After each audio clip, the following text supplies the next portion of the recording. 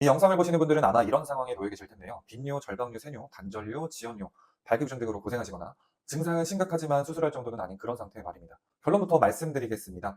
소변 상태만 보고 있으면 절대 안 낫습니다. 앞으로 말씀드릴 이것을 고려해야 치료가 될 수 있습니다. 이어지는 영상을 끝까지 시청하신다면 전립선 비대증 치료에 대한 새로운 방향성을 얻어가실 거라 확신합니다. 안녕하세요. 경희열린 한의원 허주 한의사입니다. 이 영상을 본격적으로 시청하시기 전에 다음 내용에 해당되는 분들은 꼭 제가 말씀드리는 대로 하셨으면 좋겠습니다. 증상이 심하지만 치료를 받아보지 않은 분들, 저 비뇨기과에 꼭 내원하셔서 진료를 받아보시기를 바랍니다. 환자분에게 맞는 약을 복용하게 되면 증상이 드라마틱하게 좋아질 수 있습니다. 이런 경우에는 한약 치료를 굳이 받을 필요가 없습니다. 양약 치료를 받은 지 3개월이 넘지 않은 분도 마찬가지입니다. 양약을 조금 더 복용해 보십시오.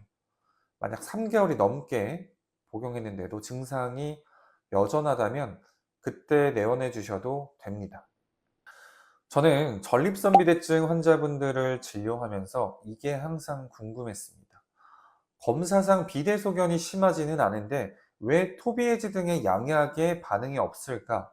검사 소견에 비해 증상이 지나치게 심한 이유는 무엇일까? 여러분도 궁금하지 않으신가요? 왜 안 나는지? 저는 정말 궁금했습니다.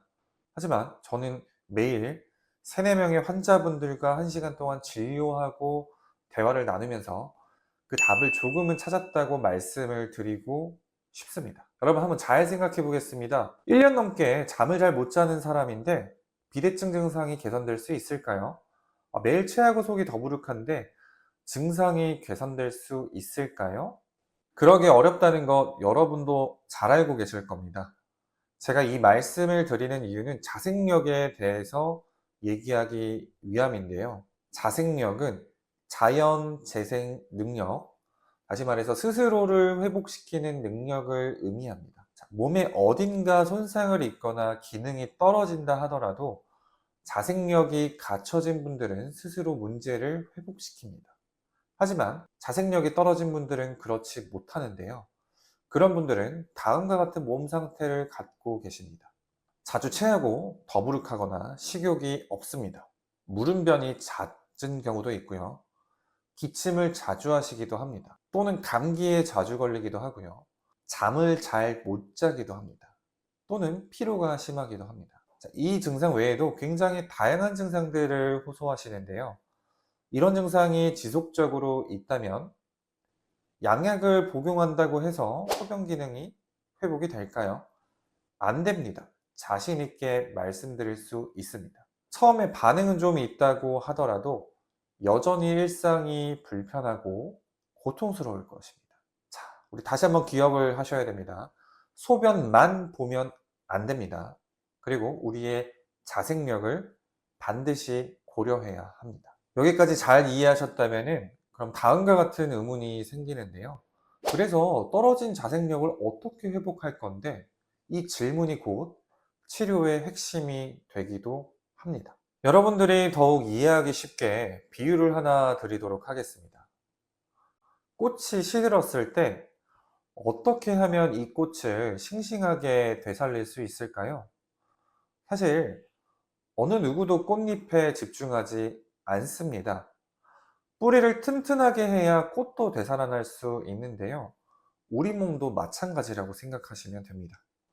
사실 시든 꽃은 전립선 비대증에 비유할 수 있습니다.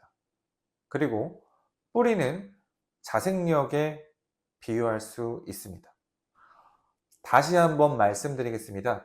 전립선 비대증 증상만 봐서는 불편함이 개선되지 않습니다. 여러분의 감소된 자생력을 반드시 신경 써야 하는데요. 자생력이 고려된 한약 치료는 몸 상태를 다음과 같이 바꿔줍니다. 잠을 더 잘 자게 되고요. 다한증이 있었다면 땀이 덜 나게 되고요. 소화가 안 된다면 체하는 게 줄게 되고요. 설사를 했다면 대변이 단단해지고요. 피곤했다면 피로가 줄고요. 정신적으로도 건강해지는 걸 느끼십니다. 소변에 대한 변화가 있는 것은 당연하고요. 저는 진료에 대해서 이렇게 생각합니다. 질병에 대한 고민은 의료인이 하면 된다고 생각합니다. 그렇기 때문에 환자분들께서 머리 아프게 고민하실 필요가 없습니다. 그냥 여러분은 불편하신 증상, 그렇게 된 이유, 그리고 얼마나 고생하셨는지, 그리고 그 외에 다양한 고민들을 저에게 얘기해 주시면 된다고 생각합니다. 나머지는 제가 해결해 드리면 됩니다. 여기까지 오늘 여러분들께 말씀드릴 내용 다 준비를 해봤고요. 끝까지 시청해 주셔서 감사합니다.